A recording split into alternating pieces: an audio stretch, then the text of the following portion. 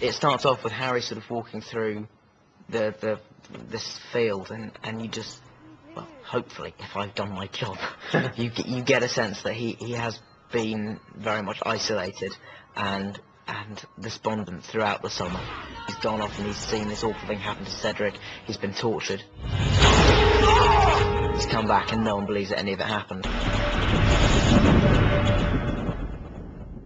I'd love to live in a place like that, but I mean, you can never take anyone back because there's loads of like little house elf skulls and things that are mounted in the walls and things. You just think, oh no, you wouldn't want to bring a girl back. I'm not sure if she'd be impressed with all the cobwebs. And... Come inside. I'll show you my collection of dead elves' heads. That's never been a line that's worked.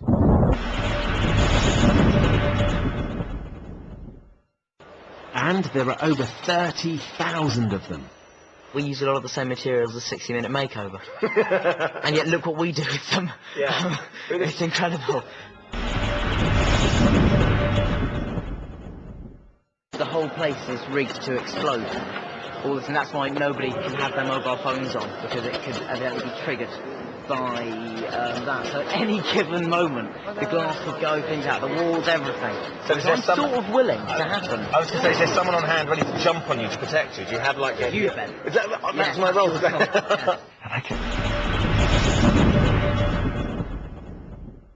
I always get nervous about talking about anything in front of Mom, because you sort of go, oh God, if I say something that's not quite right about that, you'll pick me up on it, because you know everything. So she is, if any of us ever have a question about what a spell does, or what, you just go to Ivana. She's become she's like a walking book.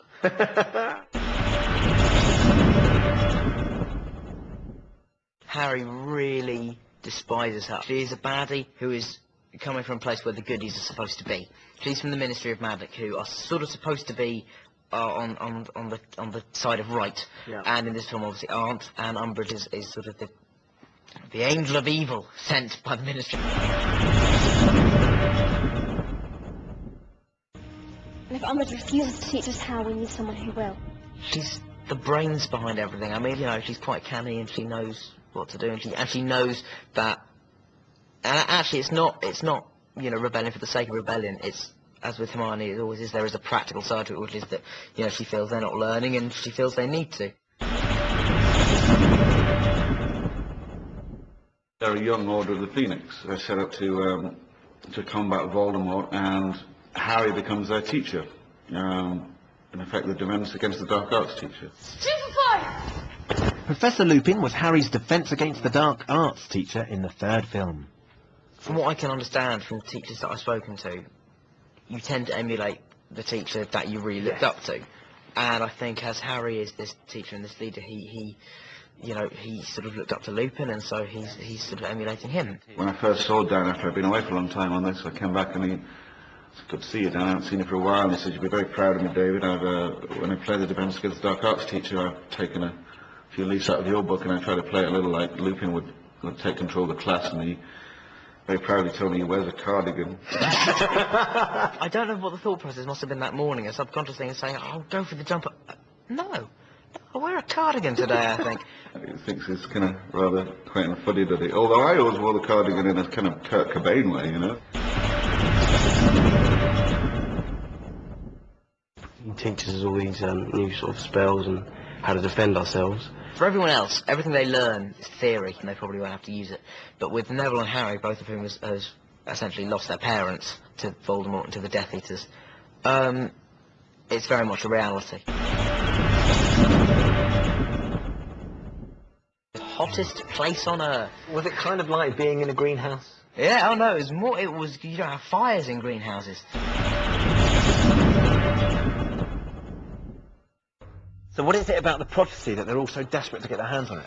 The prophecy is basically the central ingredient in Voldemort's plan for world domination. I won't say what the prophecy actually is, what it says, but it is very important. And the thing about it is that throughout the film we hear about people sneaking into the Department of Mysteries, where the Hall of Prophecy is, and dying. And what they've actually been doing is trying to get the prophecy for Voldemort.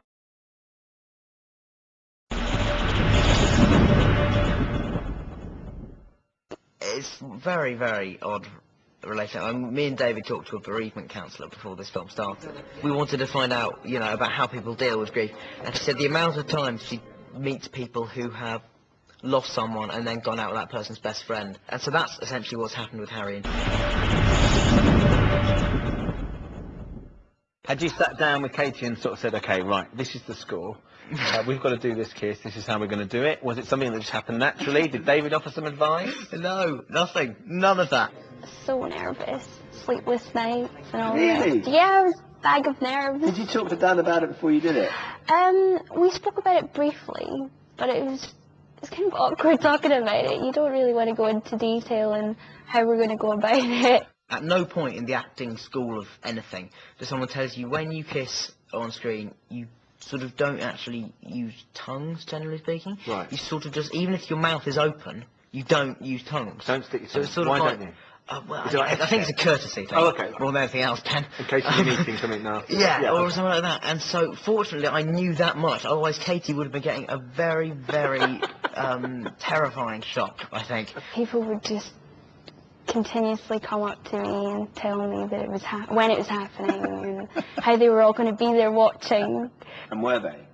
No, there was, I think, about 10 people on set, just people who were really needed there. The first sort of few takes, we were both pretty nervous, and we wouldn't say anything to each other after. We'd just sort of be but like 8-year-olds going,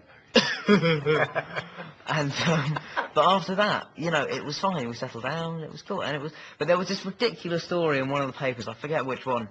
But it was like, I said in an interview that we probably did the kiss about 30 times, which was true. You probably do any scene about 30 times in total, but because it was the kiss, they made it sound like I'd been, like, requesting more goes at it or something. Didn't quite get it that time. Can I have another go? No, sorry. Yeah. In fact, when I said cut, you know, I said cut, several to cut.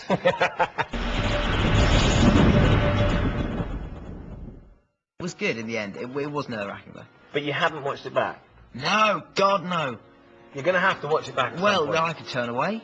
I mean, I don't think I will. It'll be very... I mean, thing is, when I watch Harry, I don't always see myself, so I'm just hoping that will be one of the moments where I don't really see myself doing it. But otherwise, that would be a bit embarrassing.